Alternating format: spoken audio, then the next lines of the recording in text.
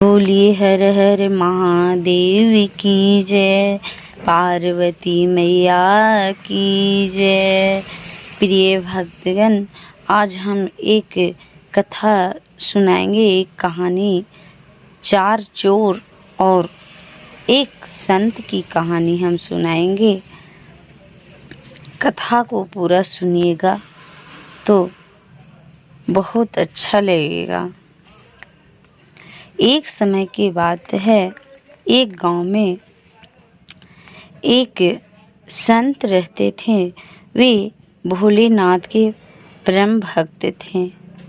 उन्हें शिव गुरु पर पूरा भरोसा था और उसी भरोसे के कारण वे जहाँ भी जाते थे ओम नमः शिवाय, ओम नमः शिवाय, ओम नमः शिवाय करते रहते थे। जहाँ भी जाते थे वहाँ ओम नमः शिवाय करते रहते थे।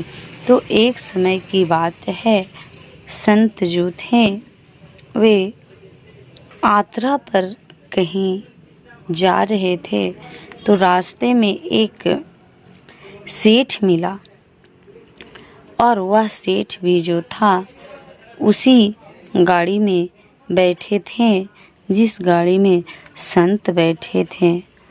तो जब रात हुई, सफ़र करने में तो ज़्यादा समय लगता ही है दूरी जाने में, तो एक सीट पे संत बैठे थे और एक सीट पे सेठ बैठा था।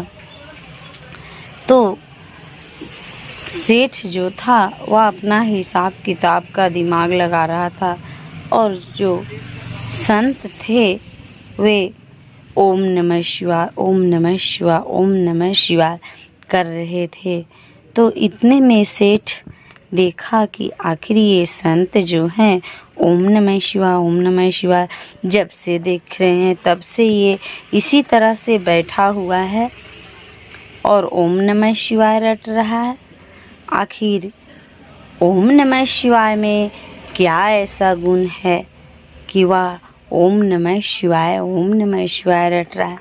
तो सेठ से रहा नहीं गया और वह जो सेठ था वह संत से पूछ बैठा कि महात्मा, हमें ये बताइए कि आप ओम नमः शिवाय क्यों जपते रहते हैं हमेशा? हमने तो जब से आपको बैठा हुआ सीट पे देखा तो ओम नमः शिवाय, ओम नमः शिवाय रट रहे हैं। तब महात्मा बोले, संत बोले कि हमें खाना पीना वही देते हैं, सब कुछ हमें वही देते हैं, इसलिए हम उनका नाम जपते हैं। प्रभु सब कुछ देते हैं। तो सेठ बोला, क्या हम कमाएंगे नहीं तो परमात्मा हमें खाना भोजन दे देंगे? तो महात्मा बोले कि ज़रूर मिलेगा, क्यों नहीं मिलेगा। हम भगवान पे भरोसा करेंगे तो ज़रूर मिलेगा। सेठ बोला कि हमें भी मिल जाएगा। तो महात्मा बोले तुम्हें भी मिल जाएगा। तो वे लोग एक जगह कुछ दूरी पर जाकर दोनों उतरे और सेठ कहने लगा कि देखते हैं हमें भगवान कैसे भोजन देते हैं।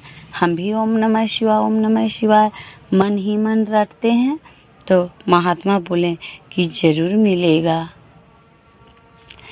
इसी तरह से दोनों ओम नमः शिवाय, ओम नमः शिवाय करते हुए कुछ दूर जंगल था, वह जंगल में चले गए और जंगल में जाने के बाद में महात्मा जो थे वह बोले कि आप कुछ दूरी पर बरगद का पेड़ है, उसी पेड़ पर बैठिए, उसी पेड़ के नीचे बैठिए, आपको भगवान वहीं भोजन दिलाएंगे।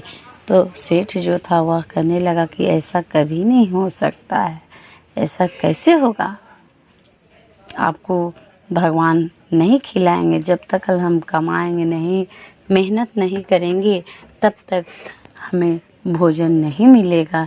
और महात्मा संत जो थे वो बोले ज़रूर मिलेगा, तुम ओम नमः शिवाय का जाप करो, ज़रूर मिलेगा, जो चाहेगा वही मिलेगा। तो वह संत जो थे वह कुछ दूरी पर, मतलब 1 किलोमीटर की दूरी पर वे जो थे वह बैठ गए, और सेठ जो था 1 किलोमीटर की दूरी पर बैठ गया, और वह आसन जमा कर नहीं बैठा। संत बोले कि तुम उस पेड़ पर चढ़ जाना। नहीं, संत नहीं बोले। वह इतना, सेठ जो था वह इतना संत से परीक्षा लेने लगा कि आखिर देखते हैं ये संत का बात सत्य होता है या झूठा होता है। हम बरगद के पेड़ पर चढ़ जाएंगे, देखते हैं भगवान हमको कैसे भोजन खिलाएंगे। और वह जो था सेठ, वह पेड़ पर, बरगद के पेड़ पर चढ़ गया, और वहाँ ओम नमः शिवाय, ओम नमः शिवाय, ओम नमः शिवाय धीरे धीरे बोल रहा था।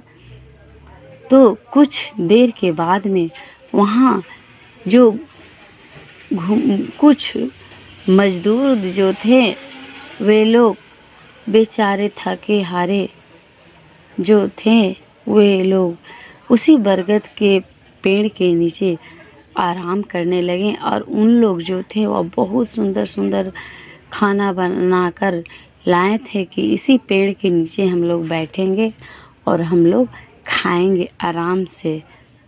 और वह जो जंगल था वह बहुत विकट जंगल था, और उधर ही मजदूर जो थे वे लोग काम करते थे।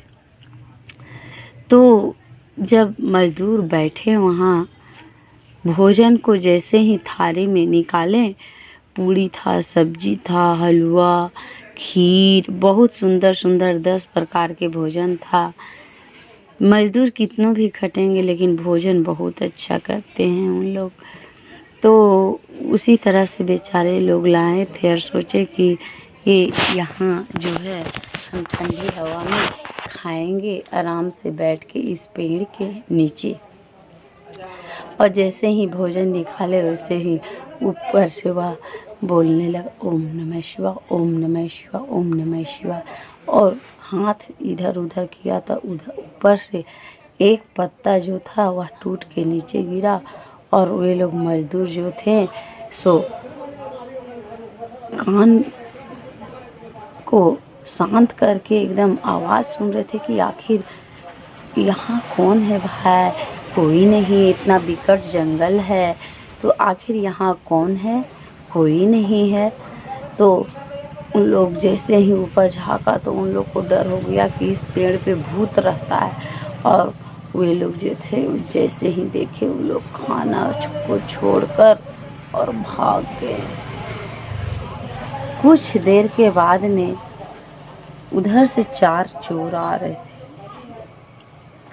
और चोर जो आ रहे थे उसी पेड़ के नीचे पहुंचे जहाँ सेठ पेड़ के ऊपर बैठा हुआ था, और नीचे में सुंदर सुंदर भोजन खोल कर रखा हुआ था। तो चोर जो थे उसी पेड़ के नीचे पहुंचे और देखने लगे कि इतना सुंदर भोजन आखिर यहाँ पे आया कैसे, जरूर कुछ बात है, यहाँ इधर कोई आदमी है जो हमें मारने के लिए ये सब भोजन रखा है कि वो लोग चोर आएगा और ये भोजन को खाएगा और मरेगा, इसमें भोजन फेंट के रखा हुआ है। तो लोग इधर उधर चोर बहुत देखा, और उसके बाद में उन लोग जो थे ऊपर ताक कर देखे तो वहाँ देखे कि एक आदमी बैठा हुआ था। 4 चोर जो थे, एक चोर ऊपर चढ़ा और बोला जल्दी उतरो नीचे, जल्दी उतरो, जितना जल्दी तुम उतरो नहीं तो तुम्हें जान से मार डालेंगे हम। बेचारा सेठ जो था नीचे उतरा, और 4 चोर जो थे बोला मेरे लिए भी यहाँ पे भोजन रख के रखा है कि खाएगा तब मर जाएगा, चोर लोग भोजन खाओ पहले तुम। तो सेठ बोला कि हम नहीं खाएंगे।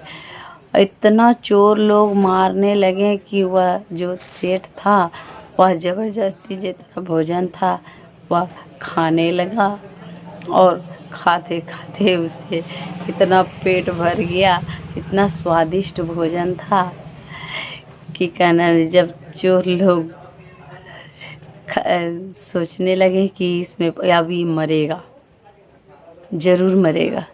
तो उसमें भोजन फेंटा रहा था, तब न भोजन, तब कुछ देरी के बाद में चोर जो थे उसको भोजन करा कर वहाँ से चल दिए। तो संत आए वहाँ पे और बोले कि भोजन मिला। तो सेठ जो था संत के चरणों में गिर गया कि प्रभु से बड़ा कोई नहीं होता। इस धरती पर कितनों भी हम मेहनत करते हैं तो परमात्मा देते हैं, तभी हम लेते हैं।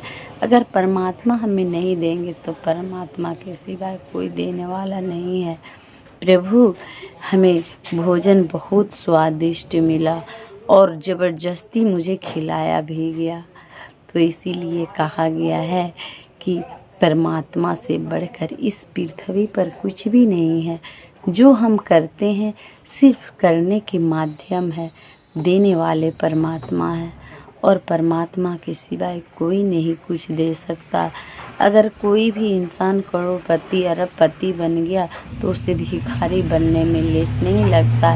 इसलिए इंसान को हमेशा परमात्मा पर विश्वास रखना चाहिए और परमात्मा का भक्ति करना चाहिए। ये मनुष्य तन बहुत मुश्किल से इस धरती पर मिला और मनुष्य का जीवनी जो है सभी जीवों से श्रेष्ठ है। बोलिए हर हर महादेव की।